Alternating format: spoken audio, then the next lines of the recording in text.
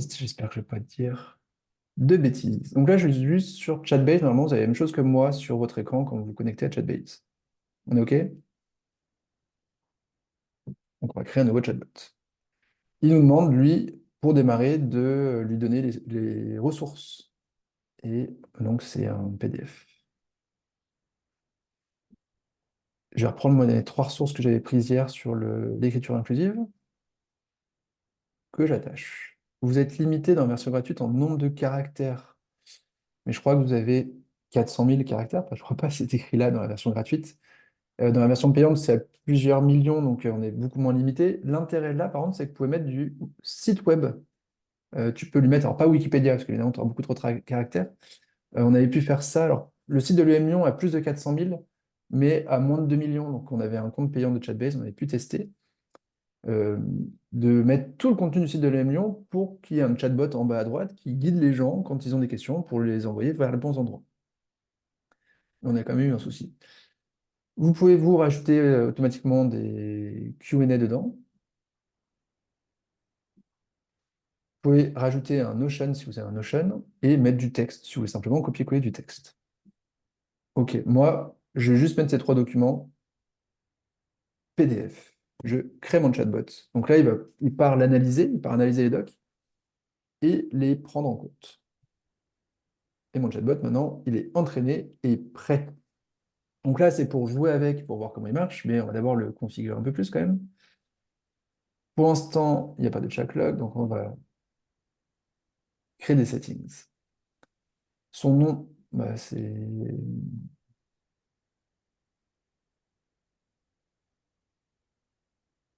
Et attention, un truc très galère de Chatbase, c'est pas du tout intuitif ni logique, sauvegarder à chaque fois qu'on fait quelque chose, parce que sinon, il se perd.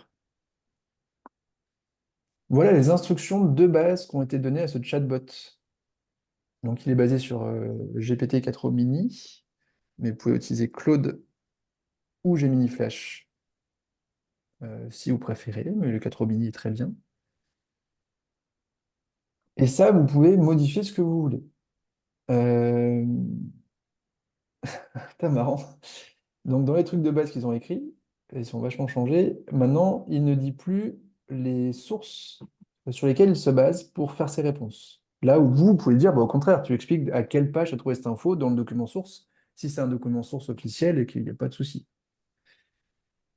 Là, il est écrit que si l'utilisateur cherche à partir sur les sujets tiers, bah, tu ne changes pas ton rôle, tu dis gentiment, c'est pas, je ne suis pas entraîné à ça, c'est pas mon sujet. Ça, je vous recommande de le garder.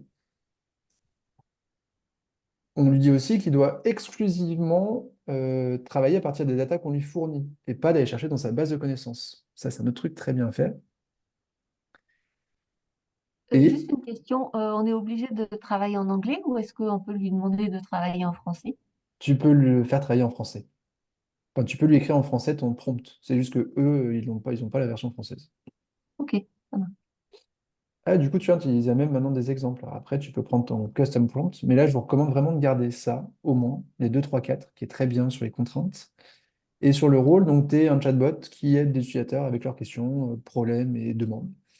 Ton objectif est de proposer une réponse sympa, de très bon niveau et efficace en tout temps.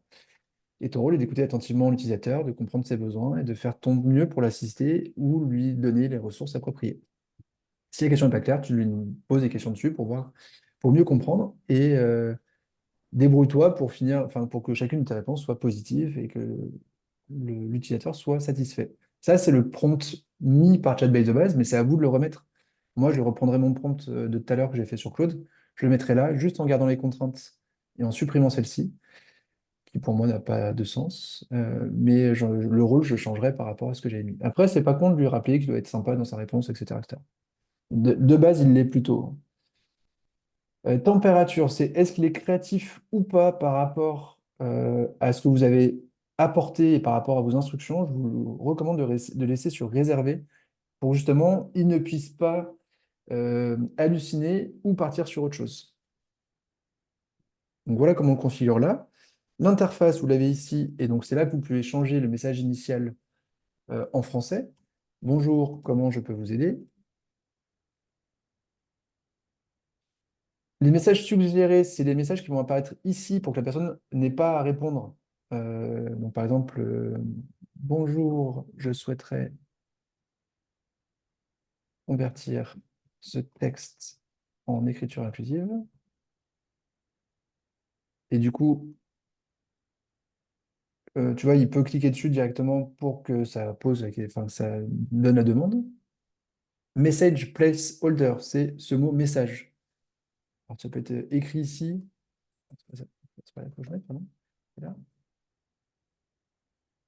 Mais bon, potentiellement rien, il voit bien que c'est là qu'il faut le mettre. Donc le message sur point est très bien pour moi.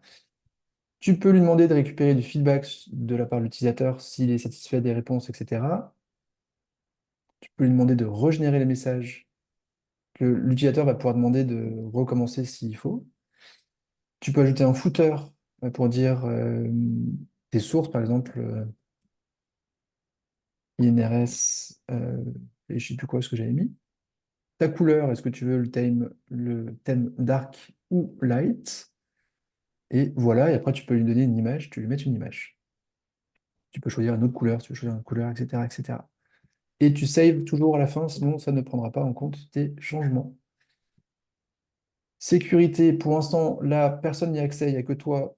Si tu mets en public, du coup, les gens extérieurs pourront y accéder. Tu peux aussi dire que tu autorises ce chatbot uniquement dans des iframes, c'est-à-dire intégré dans d'autres sites web et pas sur une page dédiée. Là, on va dire save.